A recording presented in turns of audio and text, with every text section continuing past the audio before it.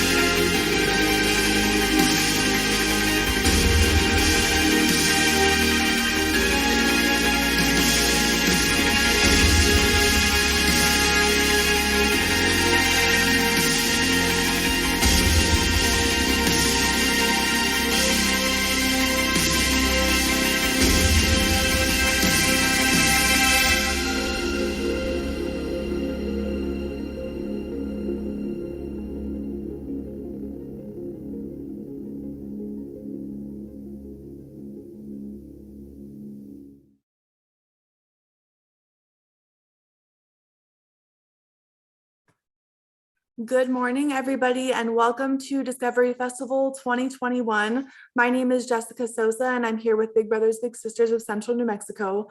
We want to welcome all of our teachers and students. Thank you so much for being here and being a part of Discovery Festival. We're so excited to have Johnson & Johnson with us today to talk about their virtual STEM Academy. I'm actually going to share a video for them really quickly, and then we will pass it off to them. So let me do that right now.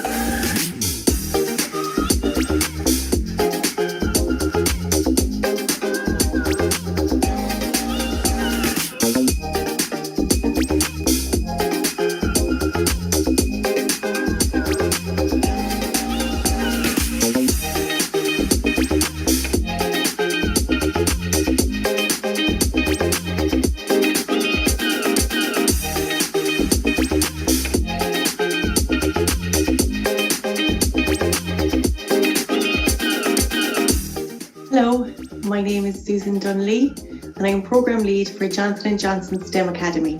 Johnson & Johnson STEM Academy is an outreach programme that has been designed for students from the age of 5 upwards. The goal of the STEM Academy is to encourage students to explore the wonders of science, technology, engineering and maths in a fun-filled and interesting way. We have just completed a 2-year pilot outreach programme in 3 local schools, who all got to complete full rotations of our main outreach programs: Dot and Dash Robotics, Lego Mindstorms, and 3D printing.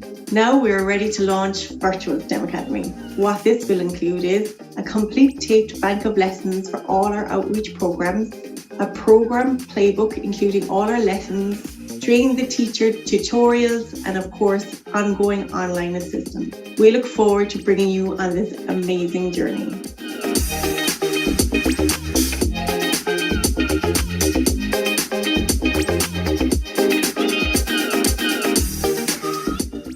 Hi, my name is Gary Clerkin, and I'm the Global Leader for Engineering, Science and Technology for DePuy Synthes, which is part of the Johnson & Johnson family of companies. And we design and manufacture a wide range of orthopedic products for knee, hip, spine, trauma and sports injury. We're delighted to have you join us on this exciting learning journey about the world of STEM.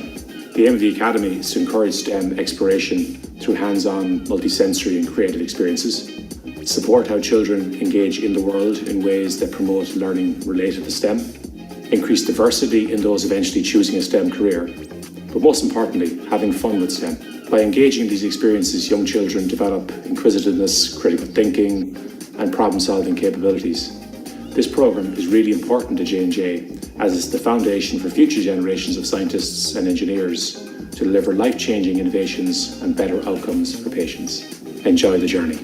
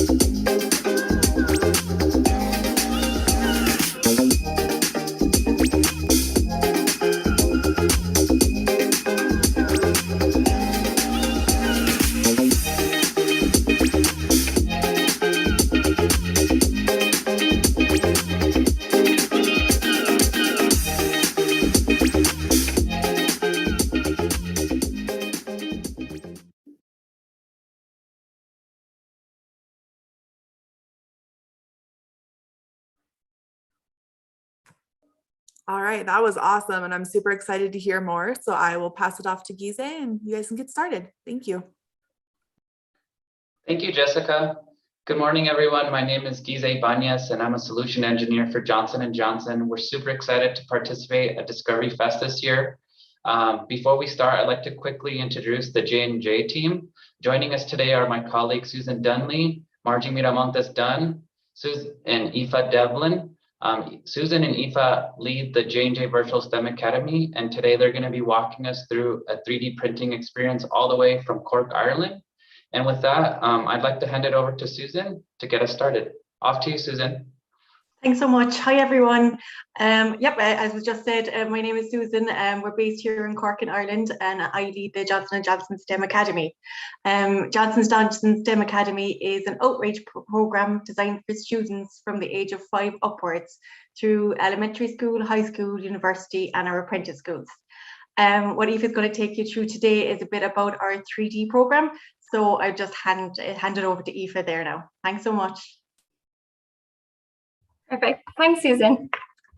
So I'll just start sharing my screen. So let me know if everyone can see this.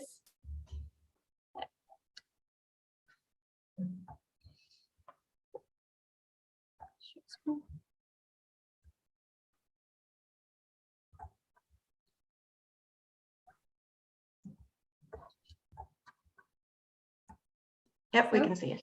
We can see it. Perfect. So I'm going to give a little bit of background on 3D. So as Susan said, my name is Aoife Devlin. I'm a senior materials engineer in Dupuis Synthèse. So for anyone who doesn't know, Dupuis Synthèse make orthopedic implants. So hips, knees, shoulders. So what is STEM? So STEM is science, technology, engineering, maths, manufacturing, and design. So as Susan said, what we are trying to do with STEM Academy is just raise awareness of what the different jobs are and what the different pathways into those jobs are and the different things you can do in those areas. So to give you a little bit about myself, so I'm a senior materials engineer in Dupuis Synthèse.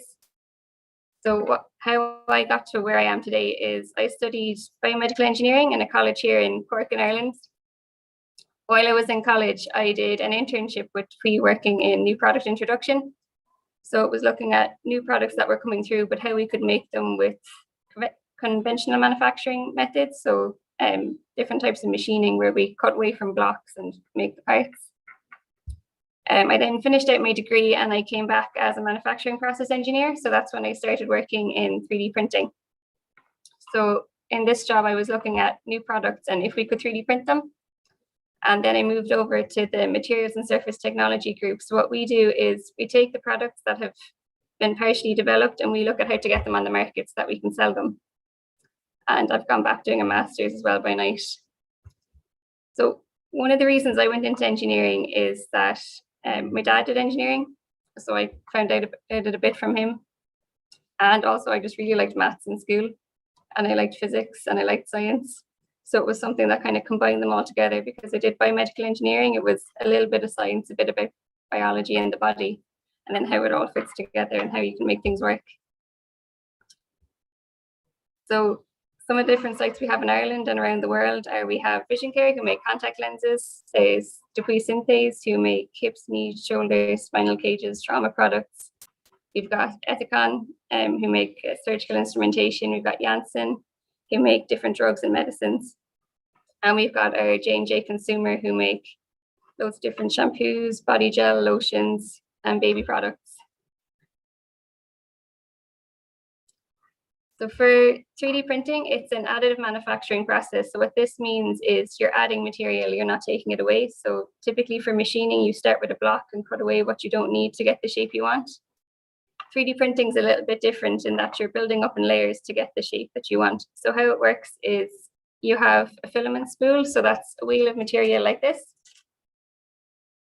This feeds in through a nozzle and gets really, really hot, and it's squeezed out and it builds up in layers into the shape you want.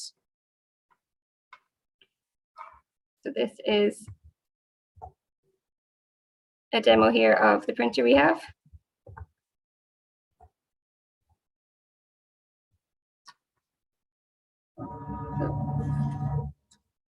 So that won't play, but I can show you the printer here. Turn off my background.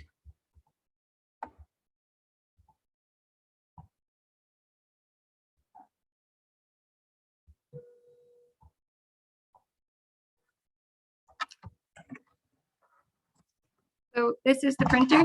So in the printer, we have the print bed. So this is what your print sticks to. You've got your reel of material. So this roll of material is on the side over here.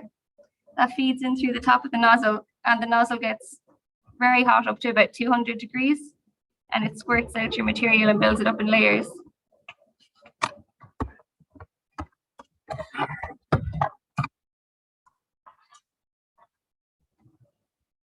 So the material we use, it's PLA, which is short for polylactic acid.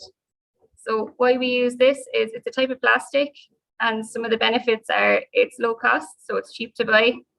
It's stiff and has good strength. It's good for dimensional accuracy, so it's going to come out the right size that we want it to be. And it's got a good shelf life. So if you leave it packaged, you can keep it for ages. So you can have a couple of rolls and go through them whenever you want to use them. Some of the cons are there's low heat resistance. So if you leave it out in the sun and it heats up, it can go really brittle and break. So it means it'll snap really easily and go kind of stiff. And the other side is if your printer is not a very good printer, it can ooze through the nozzle. So if it's not together properly, if it's a printer you've made yourself, it can fit through the gaps and can clog your printer. So one of the things you need to think about when you're 3D printing is your part geometry. So what shape you're trying to print. So angles are one thing we need to think about. So if we're printing a shape like this can print. A shape like this at 45 degrees, it can print. When you get bigger and longer out like this, what happens is when you start to print it, it'll topple over and it'll start to get all stringy underneath. So we need what are called supports. So what supports do are they hold up your piece and they allow you to keep printing on top. So what you can do is you can either add supports, or the other thing you can do is turn your part upside down, and then there's no part sticking out and it won't want to topple over.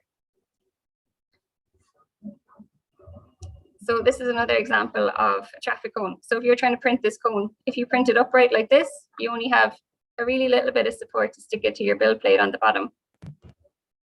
If you were to put it on its side, then you've got supports all the way up here to hold it in place, and it'll print. But what will happen is when it comes out of the printer, now you have all this extra plastic that you need to take off for it to be the right shape. So if you can print it up like this instead, it means it's much easier after your printing, you're nearly finished. So one of the questions you need to ask yourself is, if you were trying to print across like this, would it need supports to print properly? So the answer is yes. So this piece in the middle, this will print, but the two arms out the side, they'll start to flop and fall down. So you'll have to put supports on these to hold them up. So you'll have to design little pieces that will come up here and touch it to hold it in place that you'll need to break off afterwards.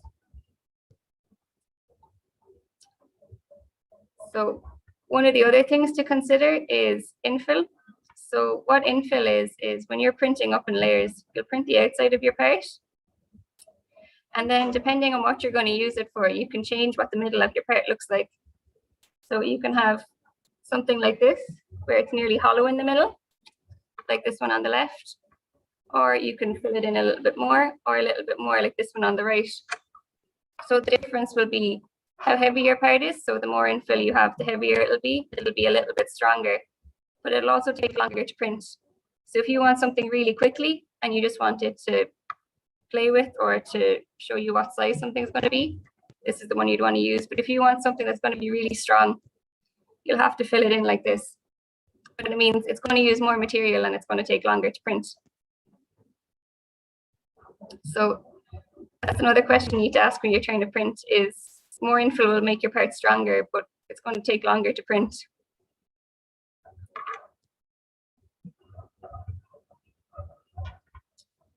So some of the other things you can do with 3D printing is 3D printed shoes. So these are different type of shoes that have all been 3D printed. So the base of this shoe here, has been 3D printed, and this one here as well has been 3D printed.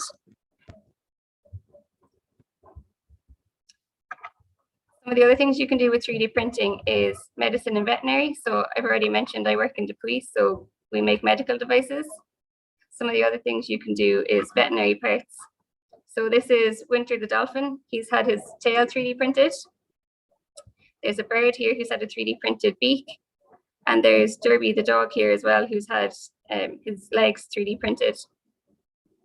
So I'll see if this video will play.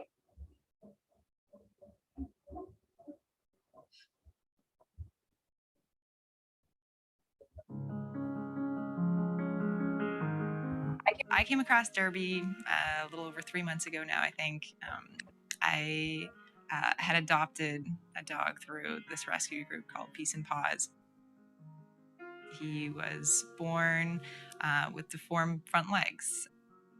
And I kept looking at his photo and hearing his story, and I cried literally every time.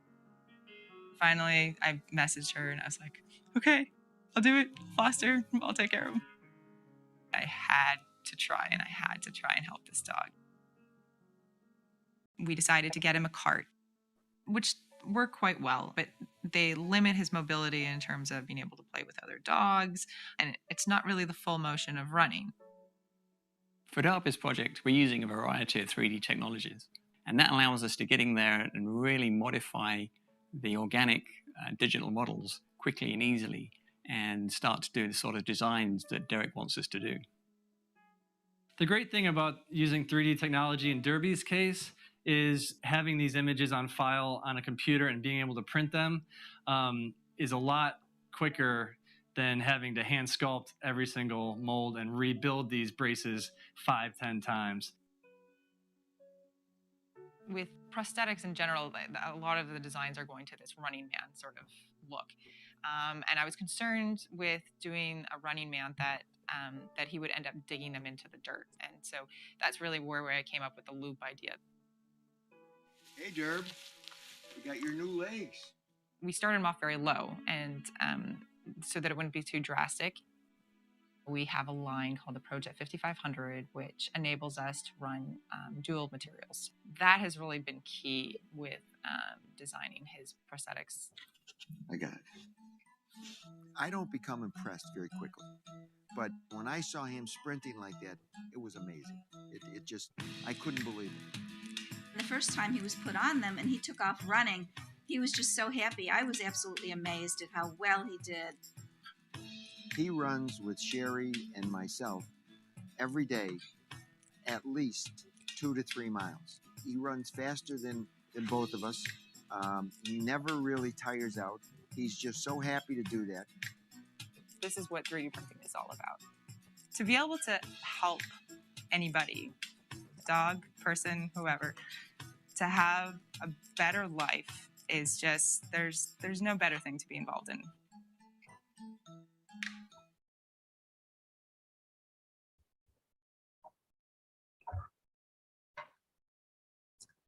So this is another example of a part we were able to 3D print.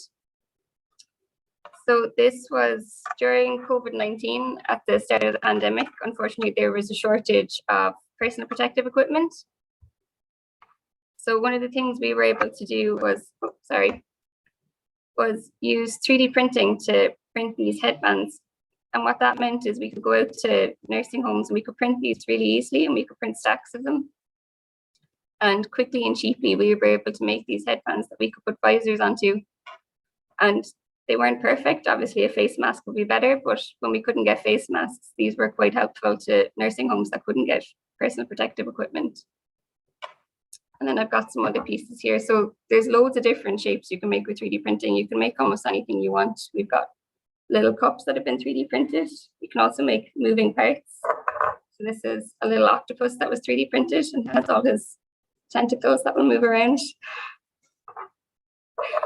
And we've got some keyrings, so you can customize different things. So you can make keyrings with different names and different sizes.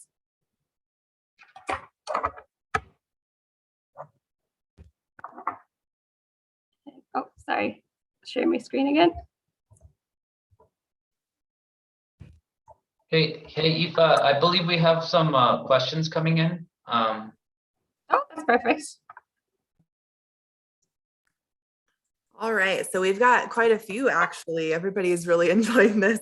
So the first one is, can you 3D print a car? So you can 3D print a whole car, but there's probably parts of the car that you can 3D print. So you can 3D print with metals. So some of the metals components could be 3D printed. You can 3D print with plastics. Some of the plastic pieces could be 3D printed, but some things like bulbs and the electronics, you'd still have to buy and use to put it together. That would have been a question I would have asked if I were a student. So I was really excited to hear the answer. Let's see, how is PLA made, or what is it made of? So it's a type of plastic.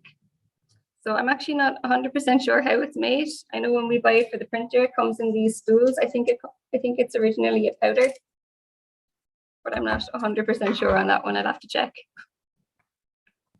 Awesome. And then let's see, did you learn to print in college, or did Johnson & Johnson teach you? No, so Johnson & Johnson taught me. So when I started, Johnson & Johnson was just starting to print. So that was about 5 years ago. We didn't have very many printed products in Johnson & Johnson at the time. So when I started, we had just started investigating metal printing. So I learned on the job. So it was a lot of everyone learning together. So I was learning, my boss was learning, all of my teammates were learning as well. So it was an interesting time to start. That sounds so cool. I mean, you can really print almost anything with a 3D printer, right? It seems that way. Yeah, you just need the right design, and you need to think about how you're going to make it, what way you're going to print it, whether you print it up like this or down like that, what's going to work best for the type of printer you're trying to use. Yeah. And then, so that actually segues into the next question, which is, does designing the products take a different skill set than printing or manufacturing them? Yeah, so we have lots of different departments, and one of our departments would be design. And then your design differs depending on how you're going to make it, because you want to think about what's the best design for your process. So there's a couple of things you need to think about. One is, what does the patient need? And then after you've thought about what the patient needs, how are you going to make it? So one of the processes we use is 3D printing, which is an additive process. So you want to use as little material as possible because you're only paying for what you're adding in. But you also need to make sure that it's strong enough and it's the right shape for what you need for the patient. Some of our other processes, like CNC, is a type of machining, so that's cutting away material. So the bulkier your part is, the easier it is to make because you don't have to cut away as much material. So design is a different department, but there's a lot of talking between our manufacturing engineers and our designers to see what they need to design from a patient perspective and what we need to design from a manufacturing perspective. But they'll do all the design work and then we do the manufacturing. Fantastic. And then it looks like this is the last one for now, but what is your favorite part about working for Johnson & Johnson? I think my favorite part is that there's such a broad range of different jobs and different people working in different companies. I spend a lot of my day talking to people working in the US where our designers are. And then I'm based in Cork in Ireland, which is where a lot of our manufacturing is. So you meet loads of different people with different backgrounds. So it's really interesting. Great, thank you. I'll let you know when more questions pop in. Perfect. So what I'm going to show you now is Tinkercad. So it's a design software we use for teaching about design. Just need to get it open and I'll share my screen.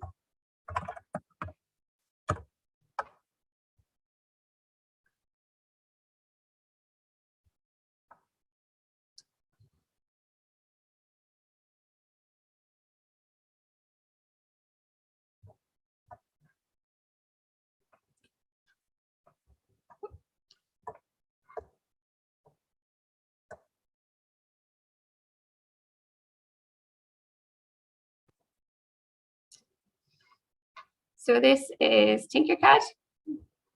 And in here, it's a pretty good software for trying to learn a little bit about design, and there's lots of different lessons you can follow. So one of the ones we use quite a lot is keyring. So after this session, I can work with the guys to send out details on how to set up an account and how to work through this one. But if you want to just follow me on screen at the moment. So over on the left, it'll give you a set of instructions. So it's telling you to put your name, but the other things you can do are change the size of this if your name is longer or shorter. But the idea is that you're going to be 3D printing it, so you can make it however you want to make it. So you can either use the template that's there or put your own name.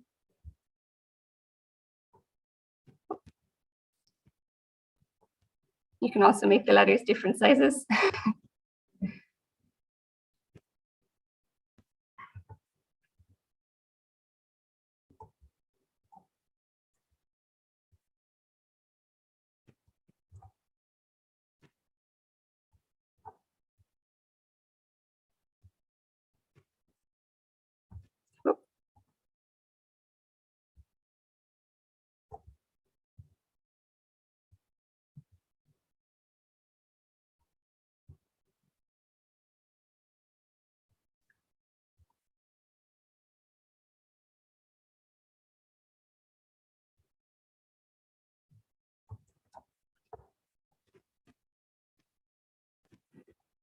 Then you can make any of the letters that you put on, you can make them all different sizes and make it whatever way you want it to be.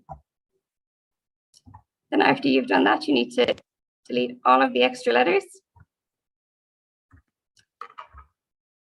If you want to add any other shapes, you can put stars at the end or hearts at the end. You just need to make sure they're the right size to fit on your keyring.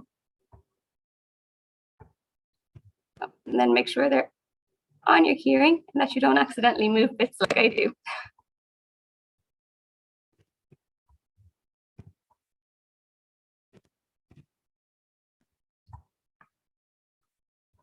So once you've done all of that, because you can move all of these different ways, that's how you know there's still loads of different pieces. So if you were to print this, you need it all to be one piece. So what you need to do is draw a big box around it by clicking on your mouse, and then use this button here to group them. So what this does now is if you try to pull it and move it, they're all one piece. You can't move them as individual pieces anymore. So that means you've been able to make a keyring. So then what you want to do is you want to save your file, so you want to export it. And for 3D printing, we use STL.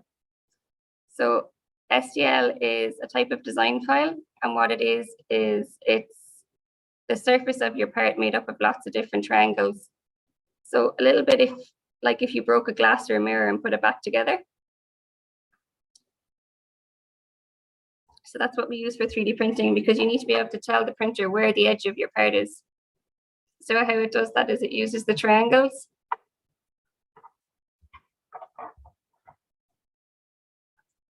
So that'll export to an STL file. And that's then the file you can use for printing.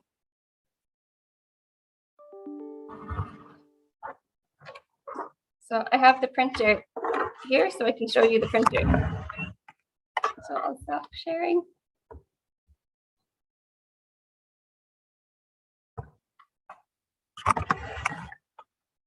So this is the 3D printer.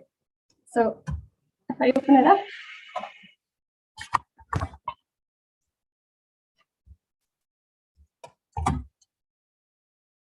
this here is your print bed. So the part that was printing, I can just pull off. So it's a little bit rough, and the reason it's rough is so that your parts will stick to it. So you can see little bits of plastic from the last time we were printing. So every time these need to be taken off. It's also flexible, so that means that you can break the parts off.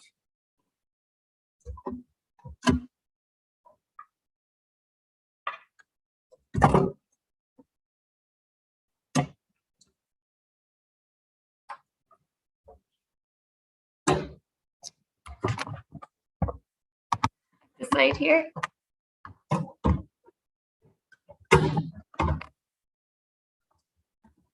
Got your spool of material. So this is your PLA. So this is what you're going to use to print with, like we said earlier. So that goes into the side here.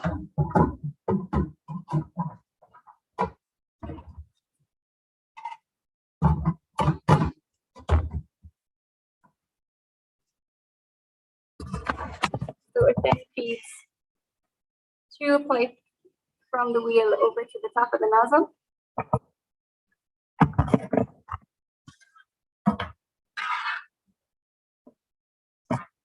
So the nozzle is under here, and that's what you use to print. So your nozzle gets really hot to melt the PLA, so it goes up to about 200 degrees.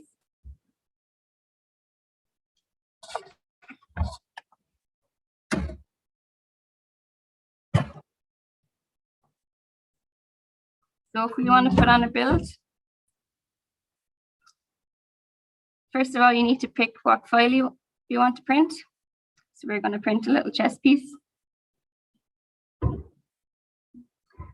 What the printer then does is the nozzle starts to heat up because it'll take it a while to get that hot. And the other thing it does is it checks that the plate in the printer is flat. So the reason it's important it's flat is because you're building up in layers. So if it's crooked, you'll end up with one side higher than the other. And when you take your part out, it'll all be tilted. So it'll touch the center of the plate. It'll touch the left of the plate.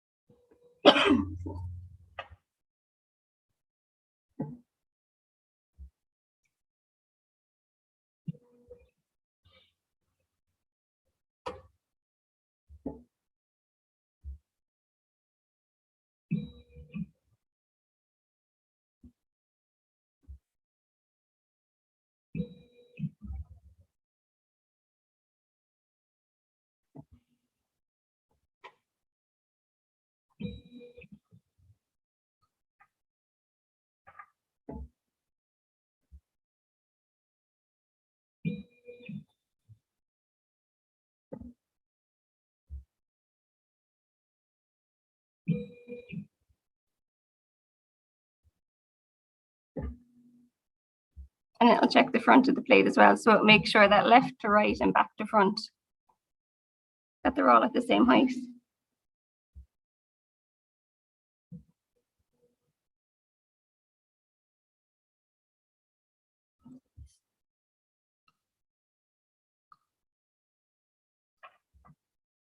Then the nozzle continues to get hot and it'll heat all the way up to 200 degrees.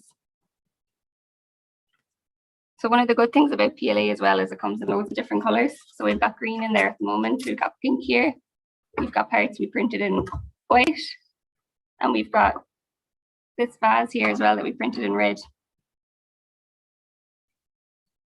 it's one of the other reasons we use it is that there's loads of different colors available.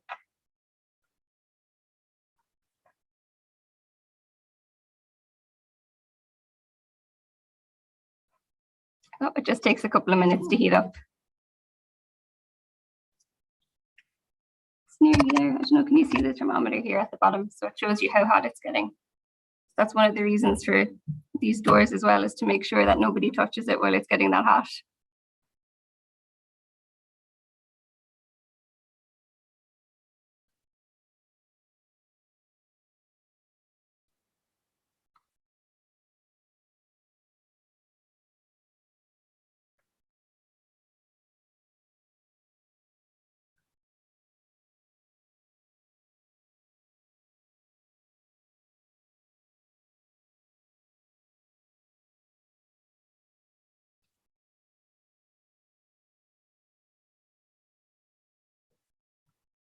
Then once it reaches the temperature, the plate comes up.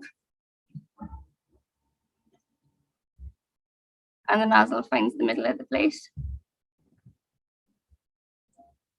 And then it starts printing. So the way it works is the nozzle can move left to right and front to back, but it stays at the same height. So because it builds up in layers, the plate will move down slightly for every layer. So that's how the part will get taller and taller.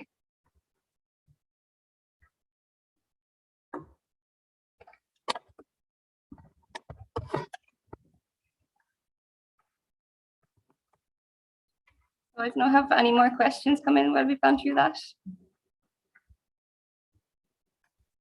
Not so far, but if we get any, I will definitely pop in again and ask you. Thank you. No problem.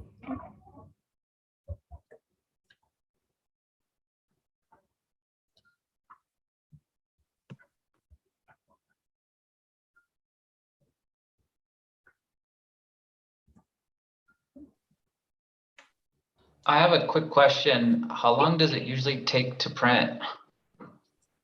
So it depends on the size of what you're trying to print. So something like this, I think this took about 3 hours.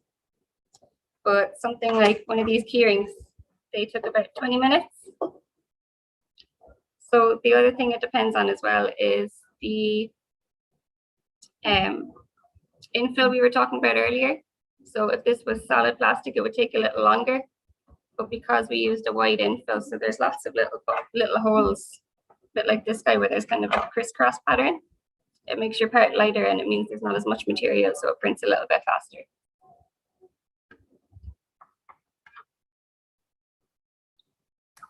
Okay, it looks like we actually did just get a couple. So the first one is, can metal be used as a filament? Metal can, yeah. So the way metal works is slightly different. Metal is usually printed as a powder. So how it works is you'll have a build plate similar to a plastic printer, which will be in the middle. And on one side, you'll have what we call a dispenser. So that's what you fill with your powder. And on the other side, we have an empty space that we call a collector. So how it works is your dispenser will lift up slightly to bring up powder. You'll have a recorder arm that will come across. So it's like a brush that sweeps across powder, across your build plate. And then a laser will come along and melt the shape that you want. So instead of plastic squirting out the shape you want, you have metal powder and a laser that melts. And it's the same idea, it builds up in layers. So every layer, your plate will drop, your dispenser will come up, it'll bring slightly more powder across, your laser will melt again. And it keeps building up in layers like that. But because metal takes such high temperatures to melt, they're really small layers. So they're microns, so fractions of a millimeter. So anything from 20 microns to 100 microns, which would be 1/10 of a millimeter. So if you chopped a millimeter in 10, depending on the type of metal that you're printing with. Yeah, so it sounds like it would take more time to use metal then. Yes, so metal would usually take hours. So the good thing about printing is because you're using a printer plate, you don't have to print one part at a time. You can put lots of parts on together. So what you'd normally do for something like a metal printer is start it during the day or in the evening, and then when you come in the morning, it'll hopefully be finished. And then what is the coolest thing that you've been able to print? Like, what's your favorite thing you've worked on? Oh, that's a tough one.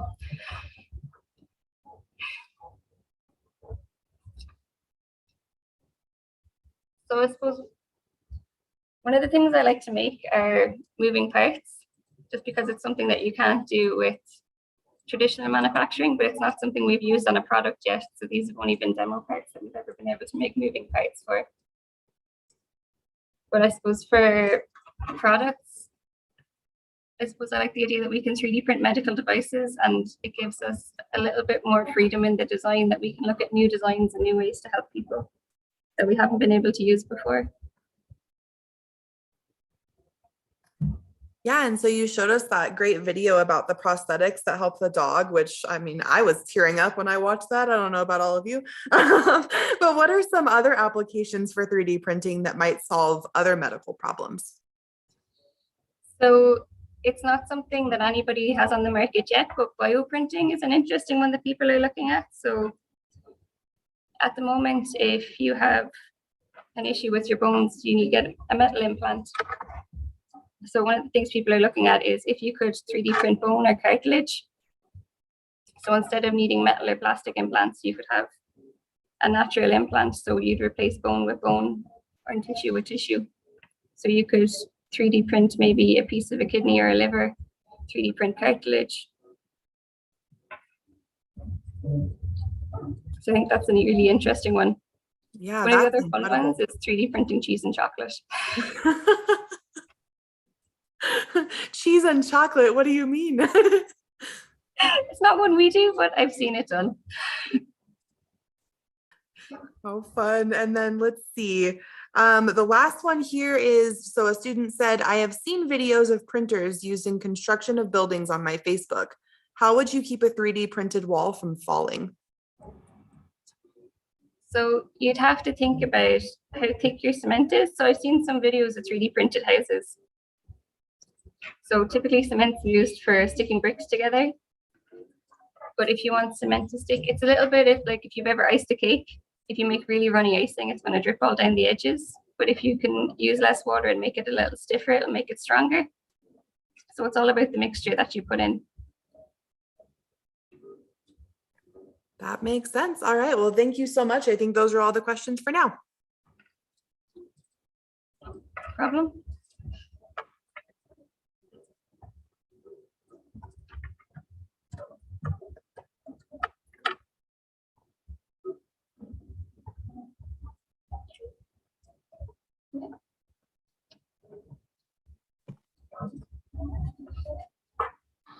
I have another question. Where can I buy a good 3D printer? I've seen some advertised on, I think, Amazon and Google, so wanted to get your expert opinion.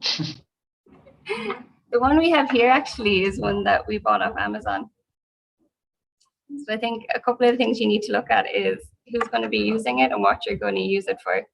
So there's some really cheap hobby printers that you can make yourself, but it depends how much effort you want to put in. They take a lot of playing around with to, one, put them together, and two, get all the settings right. The one that we have here is a Dremel DigiLab. They're quite good because it's quite durable, and it's good for kids because there's a lot of doors that close, so you don't have nozzles exposed. That's one of the things you need to be careful of, is that nozzle gets up to 200 degrees, so you don't want anybody accidentally touching it. And the other thing you need to think about is what material you're going to use. So we use PLA. A lot of the ones on Amazon will use PLA as well. Or ABS, it's another type of plastic which is similar. If you want to use different types of material, depending on your application, you may need a different type of printer.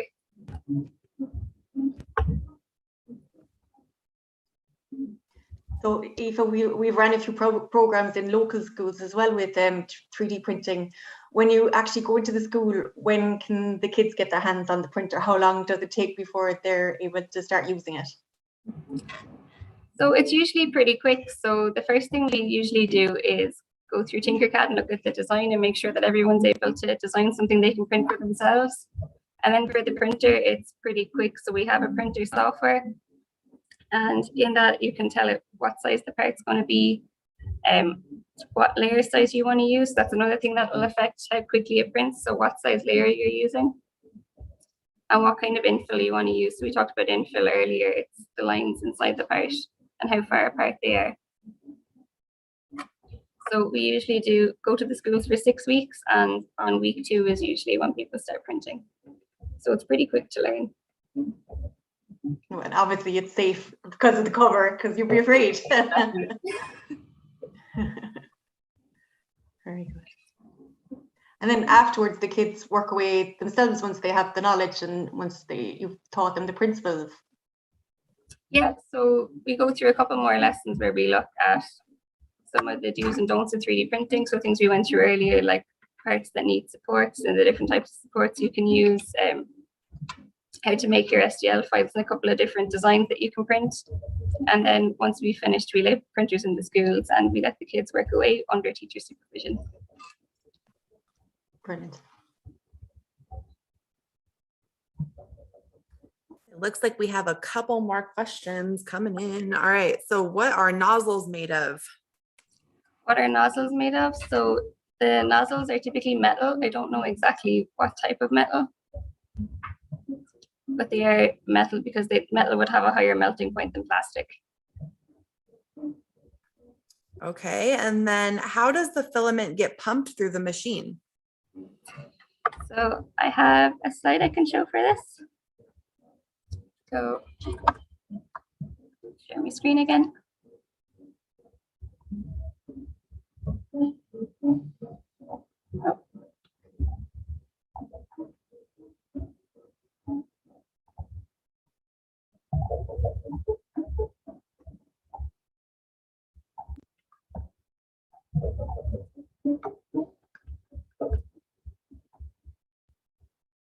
So this is a simplified version of what the inside of the printer looks like. So you've got your spool here and the nozzle here. And what happens is you've got these little gears that turn, and they're basically rollers that push the plastic through.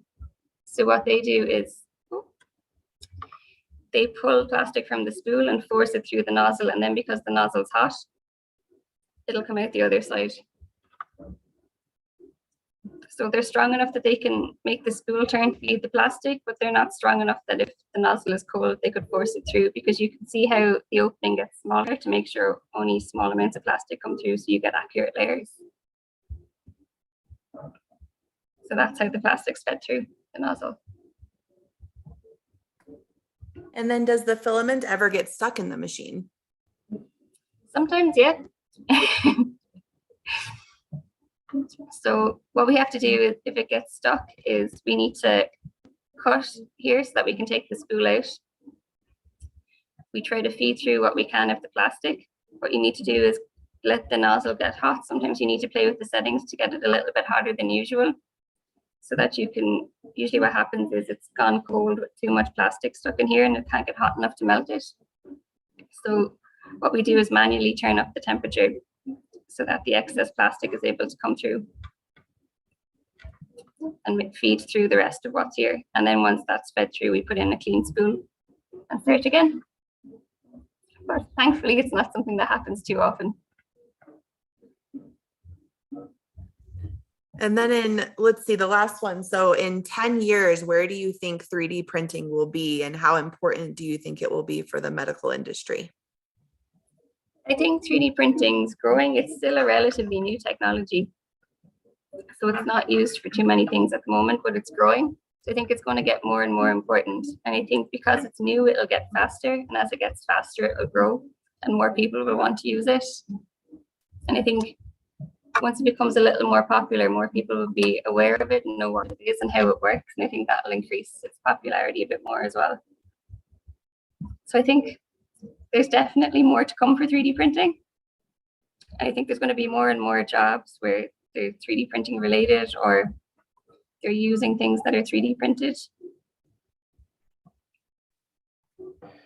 And speaking of jobs, I got a question for Margie. She wants to know, what courses should I take in school to prepare myself for a position in 3D printing?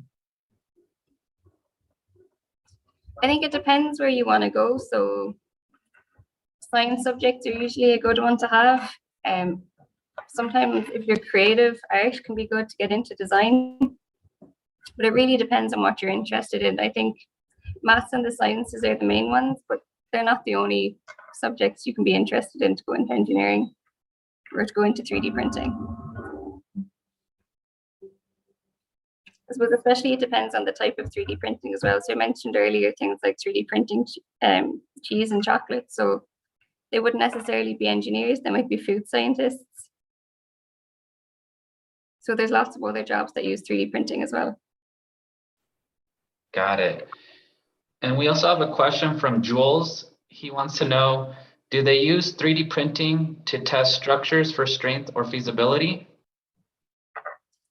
Yeah, so that's a really good question. So when we started 3D printing, one of the things we had to do was, because all of our products previously were made differently, we had to do loads of different testing to show that they were equivalent. So we would have had to do mechanical testing. So you need to show that when you 3D print a metal, it's as strong as when you machine a metal, or that it's not any weaker. Because as well, we make medical devices, so we need to make sure that it's safe for the patient. So we'd never bring in any new technologies without testing it.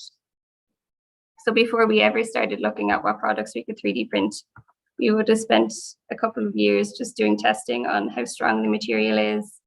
If you cut a part after you've 3D printed it, is it as solid as you want it to be? Is it, if you need it to be flexible, is it as flexible as it needs to be? If you need it to be stiff or hard, is it as hard as you need it to be? So there's loads of different testing like that that needs to be done. Not just for 3D printing, but for any new technology that we try to bring in. So we need to make sure it's safe for the patient at the end of the day. We've gotten a few more for you. So how would you print a liver? So I'm not 100% sure on how that one works. I know it's something that scientists are looking at, is trying to 3D print body parts, but I'm not 100% sure how to do it. Unfortunately, my area of expertise is metal. Let's see, how does the machine know what it's supposed to print? So that's a good question. So how it works is we create our design.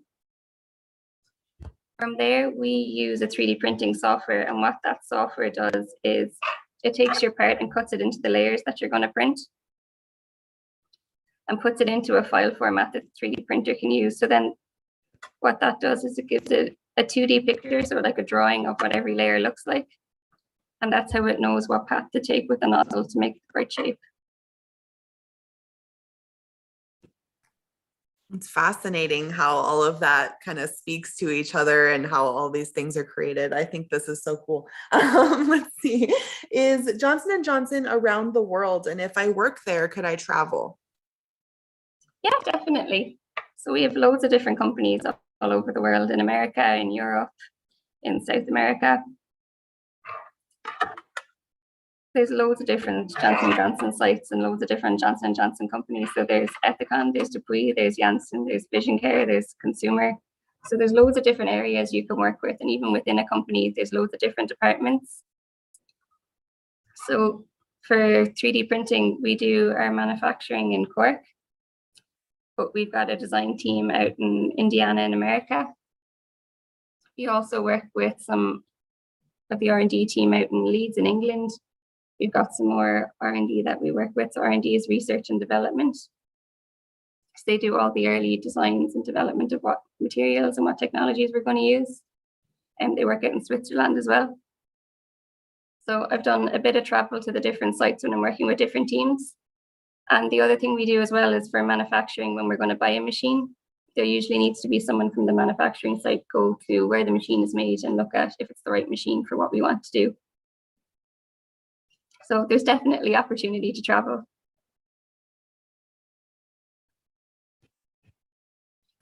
Thank you. I think those are all of the questions so far.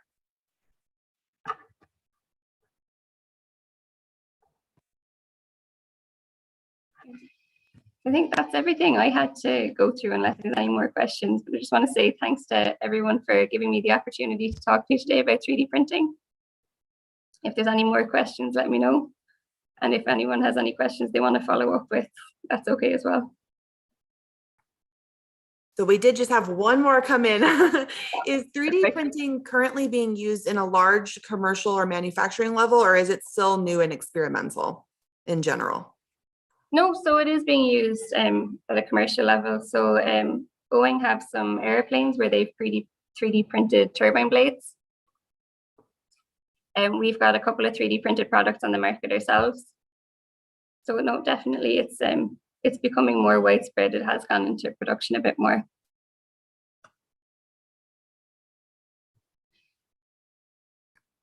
Great. And does anybody have any last thoughts or words of wisdom for our students? Do you have any advice for anyone who might want to pursue this in the future? Yeah, I think the main thing is just not to rule anything out, to try and think about all the different jobs that are out there, talk to as many people as you can about what job they're doing and how they decided to work there and the different paths you can have. because an awful lot of people think they want to do something and then end up years later doing something totally different. So it's never too late to change. So don't worry too much about what you pick either. You can always change your mind later on.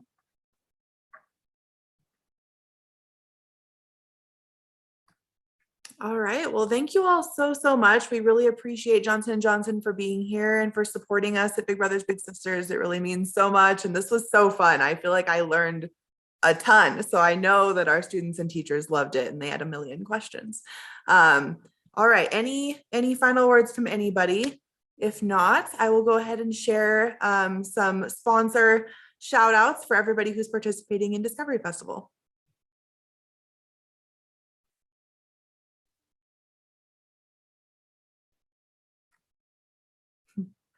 All right. Well, thank you so much. And I will go ahead and share the sponsor shout outs. Thank you so much again, Johnson & Johnson, and we'll talk to you soon. Perfect. Thanks for having us. Thank you very much.